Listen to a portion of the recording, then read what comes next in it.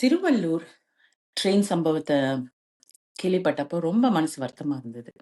அந்த பாதிக்கப்பட்டவர நினைச்சு ரொம்ப கவலையா இருக்கு. ஏன்னா, அவரே வந்துட்டு அவங்க ஊர்ல வேலை இல்ல. எ எ ஏதோ குடும்பத்த காப்பாத்துறதுக்கு தான் இங்க வந்திருக்காரு. இங்க வந்து ஏதோ வேலை செஞ்சு குடும்பத்த காப்பாத்தணும் அப்படின்னு சொல்லிட்டு. அவருக்கு இந்த மாரி நிலைமை வந்து, இனி அவங்க குடும்பத்தார் வந்து அவர எப்படி வந்து பார்ப்பாங்க என்னன்னு தெரியல. அதே மாதிரி இந்த 4 பசங்களோட அம்மா, அப்பாவ நினைச்சா இன்னும் ரொம்ப மனசு வருத்தமா இருக்கு. இப்படி பிள்ளைங்கள வளர்த்துட்டு இது மாரி ஆயிடுச்சேன்னு.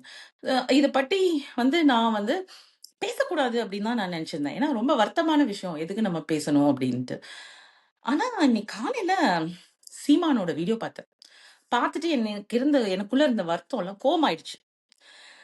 அவரு என்ன சொல்றாருன்னா, கவர்மெண்ட்ட வந்து திட்டுறாரு. ஏன்னா, இவங்கலாம் போதை பழக்கத்துல போதையில இருந்ததுனால தான் வந்து இது மாரி வெட்டி கொன்னாங்கன்னு. போதையில இருக்கிற தப்பு, அத வந்துட்டு கவர்மெண்ட் வந்து கட்டுப்படுத்தணும். அதெல்லாம் ஓகே தான். ஆனா, இந்த பிரிவினைவாதம், வெளி மாநிலத்திலருந்து வரவங்கலாம் வந்தேறிங்கன்னு சொல்லி அந்த பிரிவினைவாத கொள்கைய யாரு பரப்புனது? இந்த சின்ன சின்ன பசங்க மனசுல இந்த விதைய விதைச்சுட்டு, இப்படிதான் விளையும்.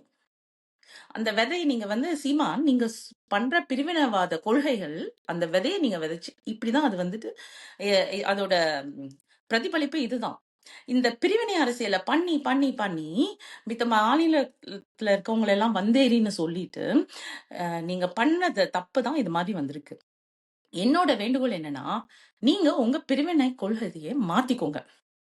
அதாவது நீங்க தமிழ வந்து முன்னெடுக்கிறது வந்து, அத பத்தி யாருக்கும் எந்த ஆட்சேபனமும் இல்ல. நீங்க வந்து தமிழுக்காக வேண்டி என்ன பண்ணீங்க? எனக்கு தெரியல.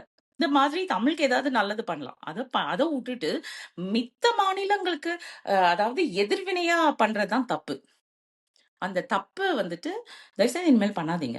அவர் சொல்ற கொள்கைகளும் மக்கள் யாரும் நீங்க ஏத்துக்காதீங்க. ஏன்னா பிரிவினை அரசியல் வந்து என்னைக்குமே நல்லதில்ல. அது ஆர்எஸ்எஸ் மத அடிப்படையில பண்ணாலுமோ, இல்ல சீமான் வந்துட்டு மொழி அடிப்படையில பண்ணாலுமே, அது வந்து தப்பு. அது வந்து நம்ம பண்ணக்கூடாது. எனக்கு இருக்க ஒரு வேண்டுகோள் என்னன்னா, ஒரு வேண்டுகோள்னு இல்ல. நான் வந்து மனசார அவர் இந்த நல்லபடியா நல்லா சரியாயிடணும். அந்த அடிபட்டவர் நல்லபடியா சரியாயிடணும்னு எனக்கு வந்துட்டு ஒரு மனசுல இருக்கு. அதே மாதிரி இந்த 4 பசங்கள வந்து ஒரு திருத்தி ஒரு நல்லது வழிக்கு கொண்டு வரணும். அப்படின்னும் ஒரு எண்ணம் இருக்கு. அதனால இந்த சின்ன பிள்ளைங்களோ, பெரியவங்களோ இந்த பிரிவினை கொள்கையில இருந்து ஏத்துக்காதீங்க. நன்றி.